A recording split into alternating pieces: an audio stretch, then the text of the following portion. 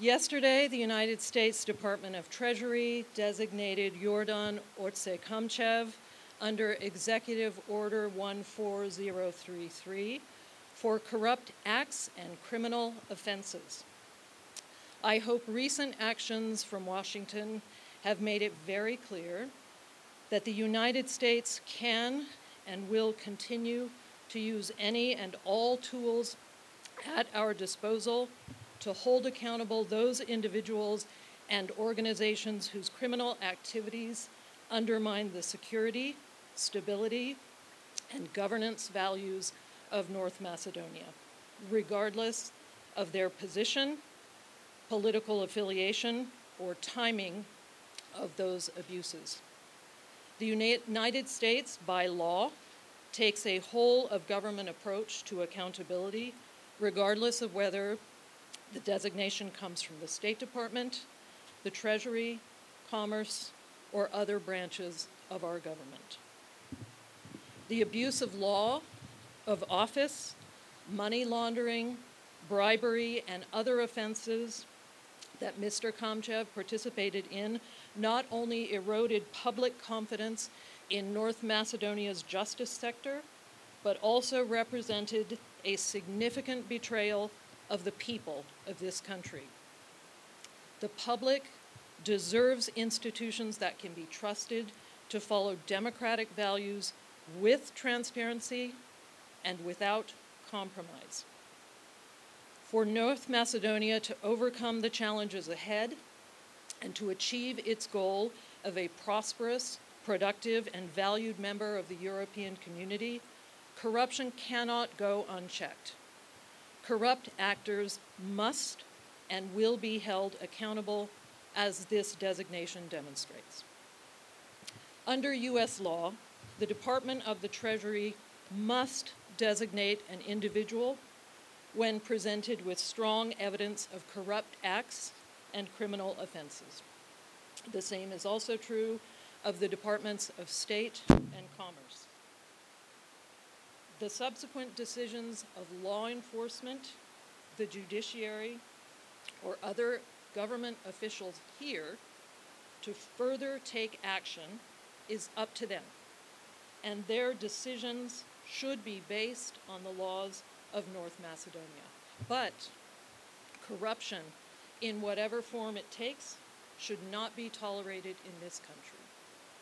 Those who have undermined the rule of law for personal gain at the expense of the people of North Macedonia should come to understand that corruption has consequences. And it is my hope that the people of this beautiful country will demand integrity from those with influence. Thank you, and I'm happy to take some questions.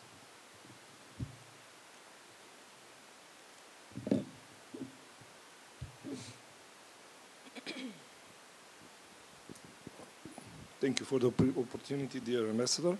One quick, short question. Can we expect expanding of this kind of blacklist, and who is next?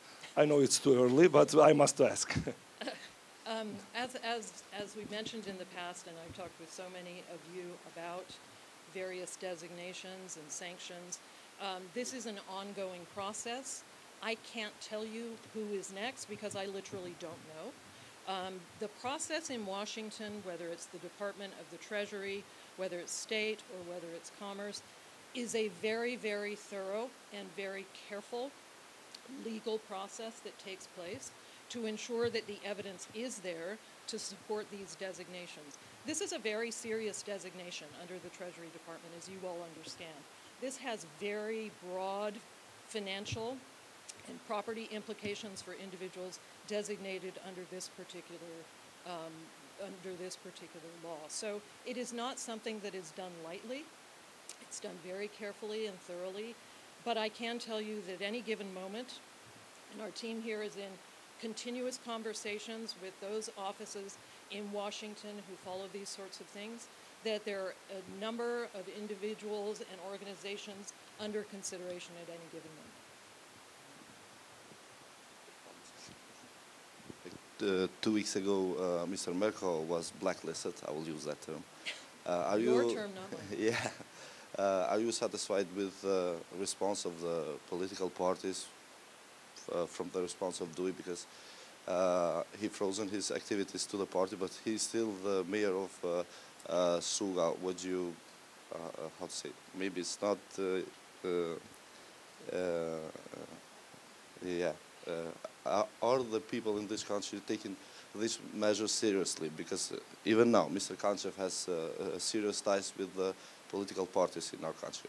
So the important thing I would note for all of you in terms of any of these designations, whether it's from State Department, whether it's from Treasury, whether it's from Commerce, is the fact that for us, this is 100% not personal and not political.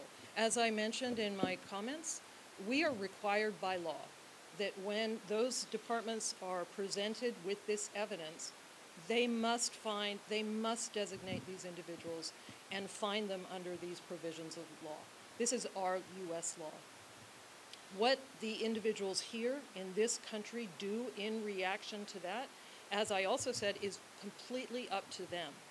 And I believe that the media and the public in this country have a role in that as well.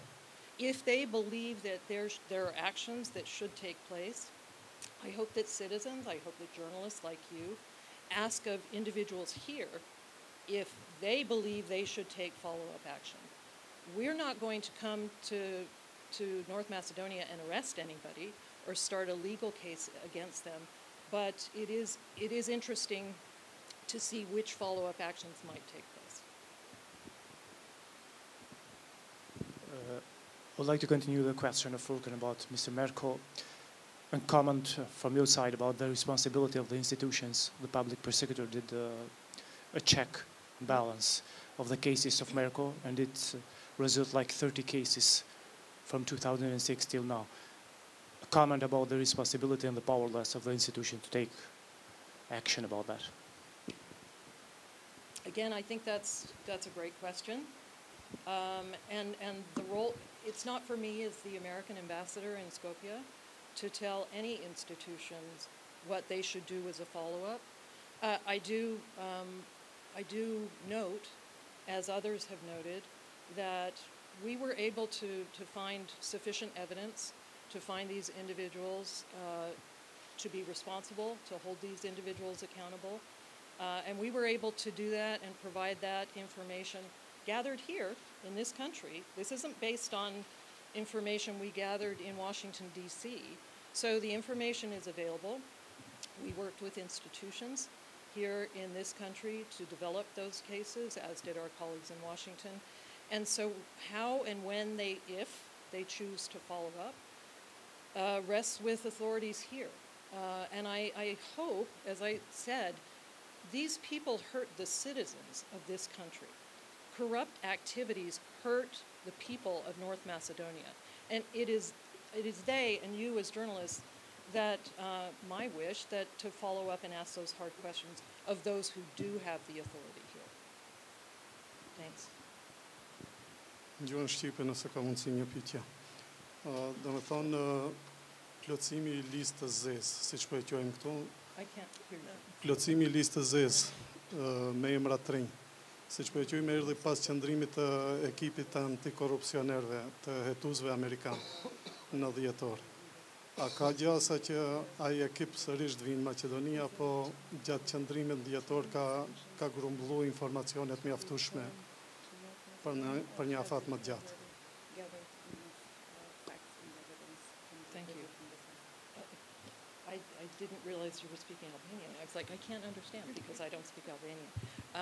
Thank you.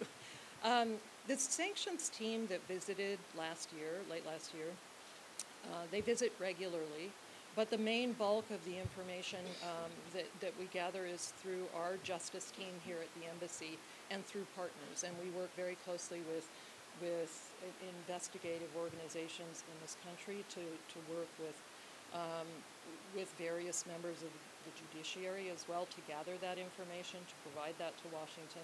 And so it's very much an interactive process, and it's a lengthy process. And it's something that's important for us to do, as it is. As you all know, there are designations across the Balkans that fall under this particular law, as our embassies in other countries do as well. But yeah, they come back regularly, so I assume they will be back at some point in the next year. Your Excellency, hi. Can you please explain what will the sanctions about Mr. Kamchev mean to the other Macedonian companies that cooperate with his firms? Are they going to be affected somehow? Is it going to have an impact on their businesses? That's a very good question, and let me say what I should have said at the outset. For any more technical questions about how this process works, I would encourage you, and our team can help put you in touch with them, that you talk with the Office of Foreign Assets in Treasury, because they have the more technical answers, and I confess I don't have a lot of those technical answers for you. But I can say that as part of this particular law, it also includes those with whom any individual sanctioned under this particular law of Treasury, those who have worked with them on some of these activities, can also be found to be connected. It means that assets are frozen or blocked, as they said. As many of you know, a great deal of international banking goes through the United States, through major banks in the United States. So the implications are actually very significant. What the actual impact will have here, I don't know. And frankly, I don't think we'll know for a little while, potentially. Great question.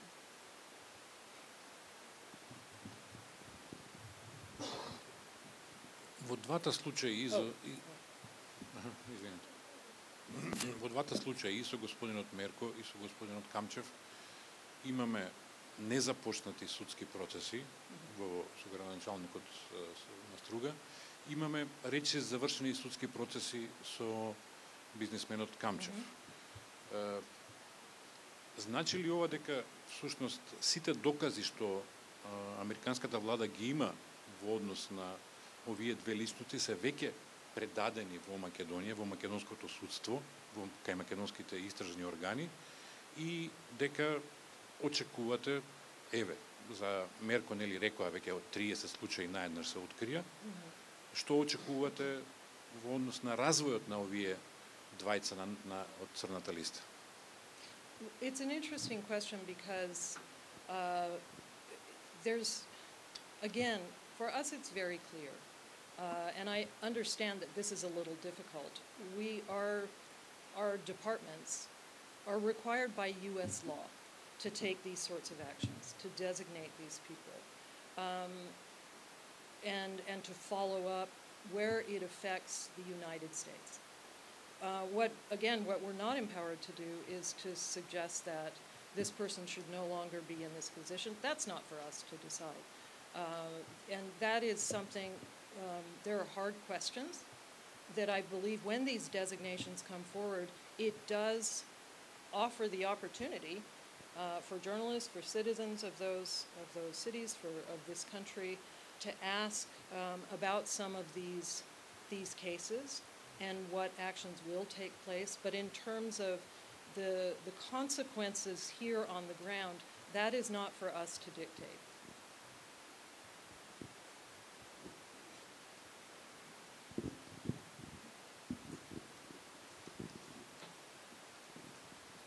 Corruption destruct our society, and I want to ask you about one ongoing case. Some people and activists from the region of Strumica who are against the opening the mine in his region said that some politician and people from the administrative court are corrupted in his decision for opening the mine in that region of Macedonia. Can you say something about this issue? I don't know a great deal. I know what I've read, what you all have written about in this case, and understand a little bit about some of the concerns. The laws here are good. You have excellent laws in this country, but excellent laws don't do anybody any good unless they are implemented and used. And so whether or not certain legal actions should have been taken or must now be taken in this particular case, or frankly, in any given case before the judiciary, is something we watch very carefully, but we don't influence. And what I hope is that this case and other cases are handled in such a way that the people of this country, when you write about them, when you cover them in your television shows, that people can say, okay, I understand why this happened, or this seems wrong to me, I'm glad that somebody is prosecuting it now, or I understand that this particular case that has been sitting before whatever court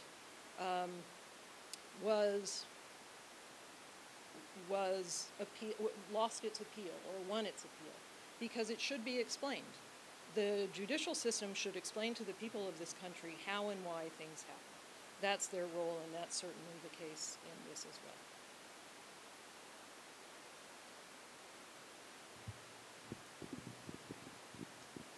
Представникот на САД за Западен Балкан, Ескобар, најави дека Вашингтон преговара со Софија, со новата влада во Софија, да нема нови условувања за Северна Македонија на патот кон ЕУ.